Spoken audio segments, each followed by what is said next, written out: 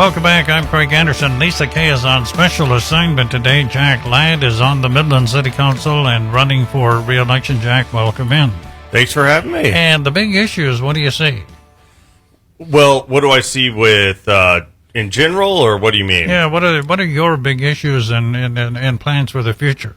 Well, great question. So I would say my biggest issue has always been infrastructure, whether that be roads or even more importantly, water. And we're pretty proud of what we've accomplished over the last 6 years. For example, we have I don't know how many, your viewers are very educated, so they may be familiar with CRMWD. But essentially that is a consortium of three cities, Odessa, Snyder, and Big Spring, and a huge chunk of our water comes from the lakes that they manage.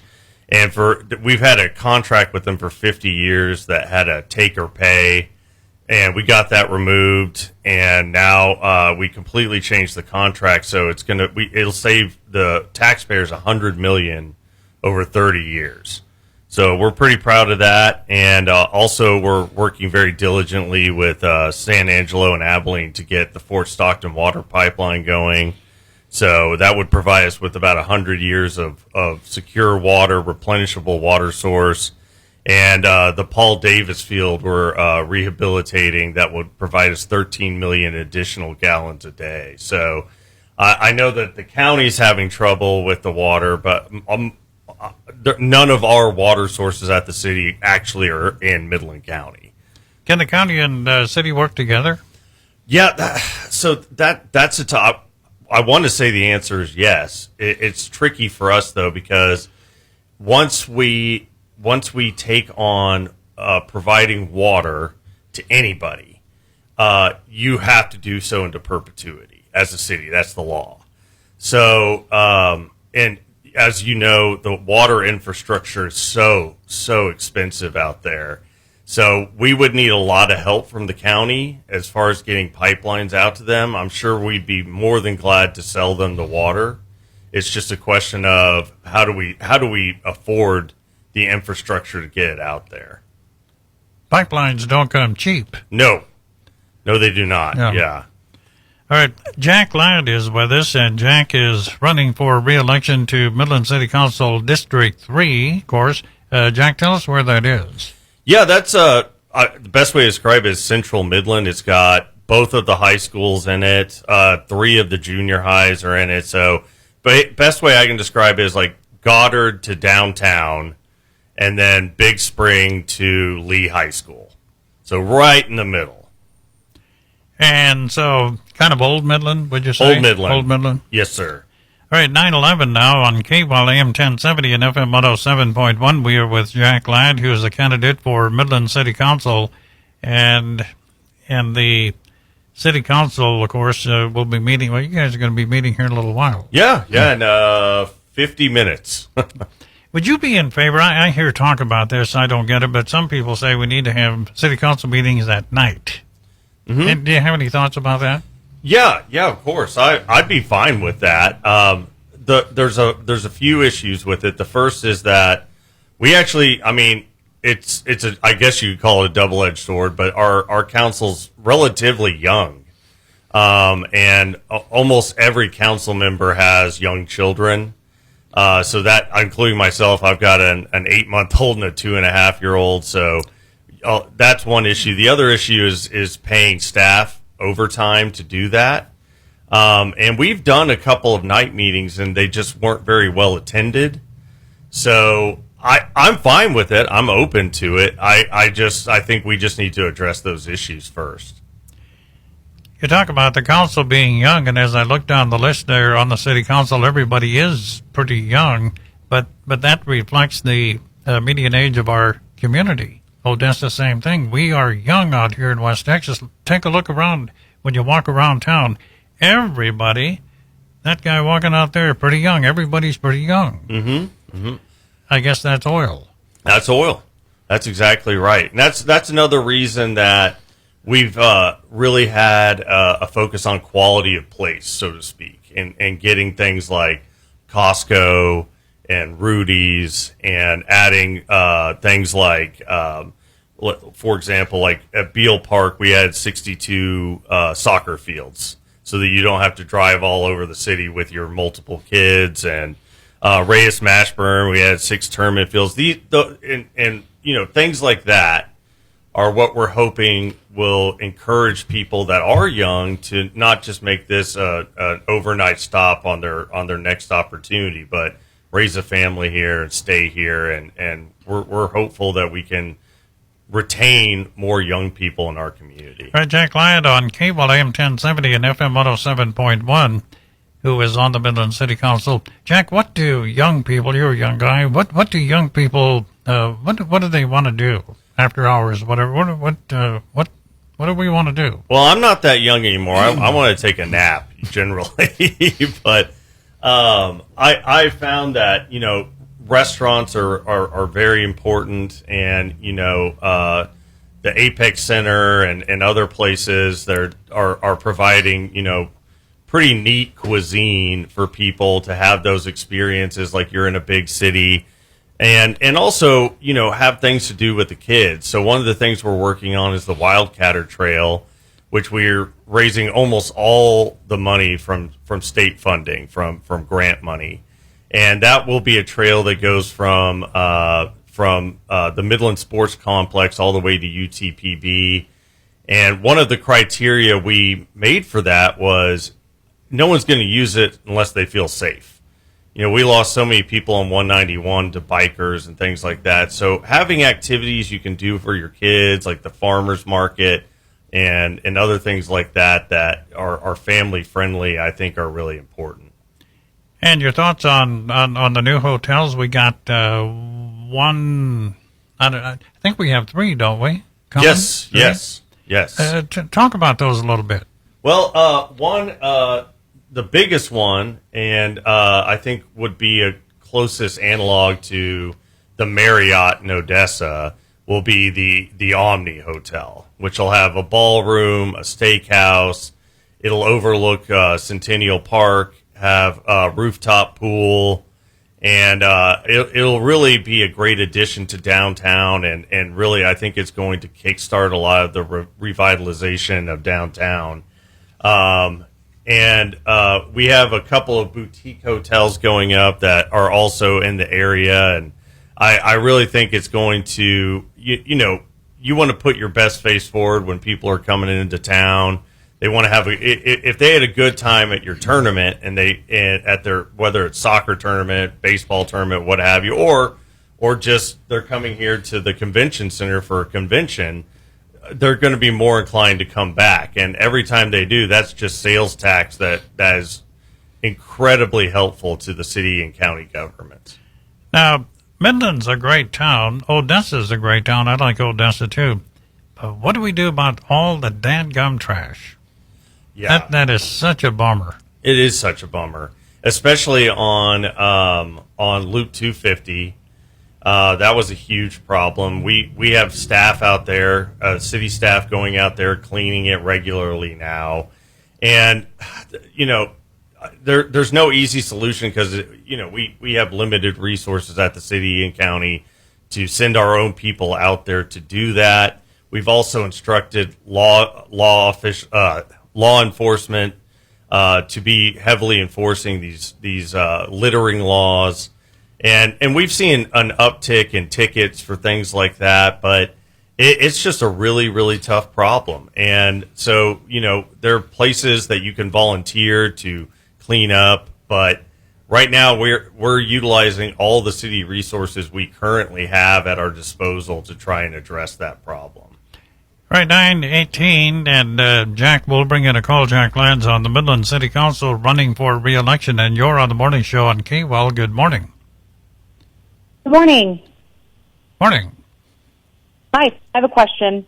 Shoot. So, Mr. Ladd, just throwing it out there, have you ever engaged in any behavior that could be considered improper or harassing towards a fellow council member, board member, or staff, including sending inappropriate messages?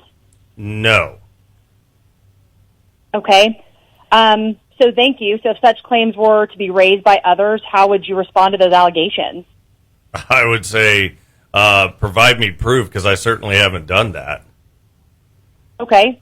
Can you clarify steps that you've taken to ensure professional and respectful communication with colleagues? Well, I've just never had an issue with that. I run my own business. I've never had an accusation made of that character towards myself. So I honestly, I didn't realize that anyone was saying that was an issue. So I'll be happy to look into that. And if it is an issue, I'd be more than happy to address that. All right. Great. So what assurances can you give the public and the council that such behavior just won't ever occur? I mean, what can you tell us as people who are, putting you in a position of authority and leadership? Sure. Transparency is everything to us, so we want to know. Yeah, sure. And I've sat on the ethics committee, subcommittee of the city council, and that is our primary tool to be used against fellow council members that are accused of such things. And we have reprimanded such council members in the past, and not with what you're referring to. Since I've been on council, I've never had a fellow council member inappropriately speak to another council member or staff member, as far as I know. As far as I know. And in the instances where we've had violations of the ethics, there are certain things we can do. And of course, the primary, stick, if you will, is that they can be removed from all committees, and we can recommend that they're removed from council. Okay. All right, thanks for the call. 20 after 9 now on KWEL AM 1070 and FM 107.1. And welcome into the broadcast. You're on the morning show on KWEL. Good morning. Well, good morning. I appreciate the chance to call.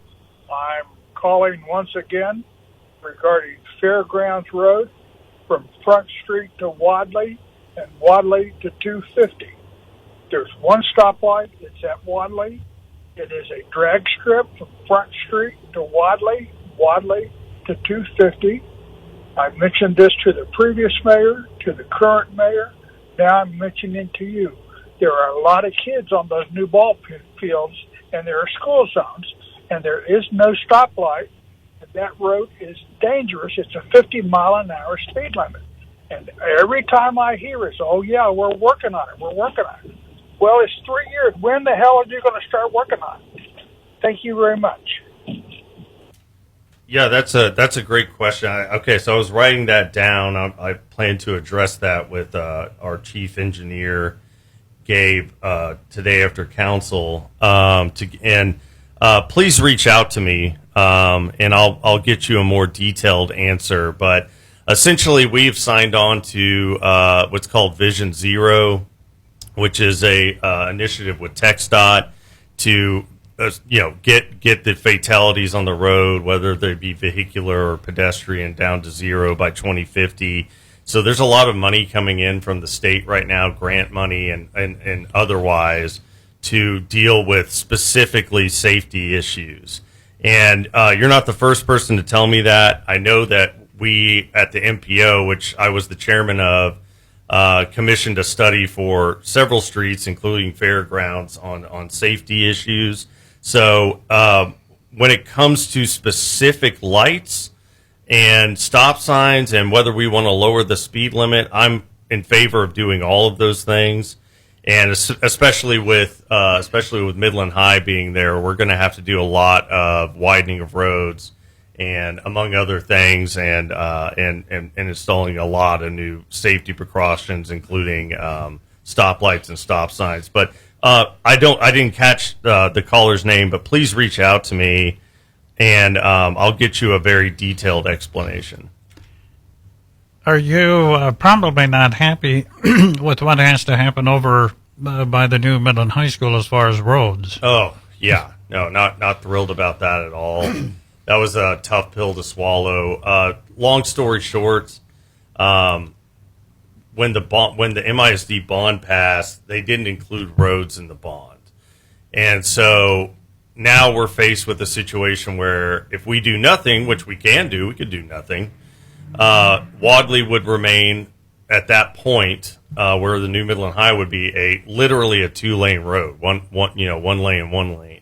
And so if we don't widen that, then what's going to happen is that we're going to have a traffic jam going all the way back to from fairgrounds back to Big Spring and beyond, and that's just not safe.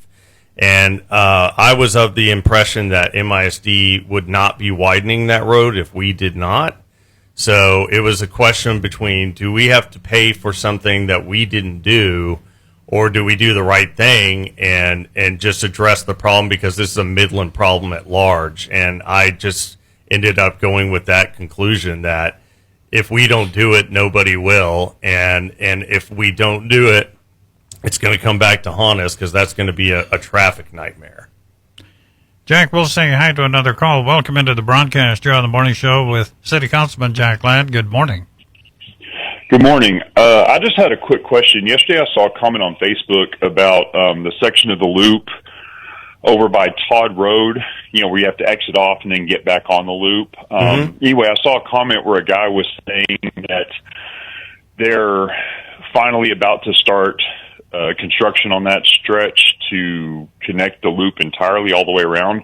But my question is, unless I missed something, why is the MDC using money to push that project forward? I mean, doesn't our city budget through our taxes, don't they have funds allocated for roads and road construction? I'm just curious why the MDC is getting involved in road construction of a project that I feel like, is something that should already come out of the city budget. Boy, that's a really great question. So the reason for that is that we had an opportunity to get Todd Road done, and my experience on the MPO, the Metropolitan Planning Organization, was that if you put skin in the game, meaning you put a little money down on a project, they're 10 times more likely to bump your project up and to pay for it. So that $1 million investment from the MDC returned $32 million in road money for the Midland taxpayers, so that they wouldn't have to pay for it. And as far as the MDC, one of the MDC's legal obligations is to provide money for infrastructure. So it's well documented under statute that a responsibility of a development corporation is to address infrastructure. So we felt that was an appropriate use of the money, and the return on investment was unquestionable, and it also moved the project up 6 years. So once we did it, we felt like it was a no-brainer, and we're pretty proud that that's going to get done, and the loop is finally going to be finished. Oh, okay. Yeah, like I said, I was just curious because I, as far as I knew, the MDC was mostly just involved, with like bringing businesses and stuff in. I didn't realize they were involved with infrastructure. And like I said, I know that at one of the last council meetings, they mentioned they were, we need to spend about $34-something million on road construction. And so I figured that was already included in the budget. So, like I said, when I saw that they were putting money towards it, I just was curious as to why they'd be doing that. Yeah, it was merely a tool to leverage more money from the state, and it worked. So I think it was a good use, a proper and good use of their funds. Okay, thank you. You bet. All right, Jack Ladd is on the Midland City Council. Jack, I know you got a meeting to go to, City Council meeting. So yes, sir. Thanks for coming in. Absolutely. Thank you so much for having me, Greg. 9:20.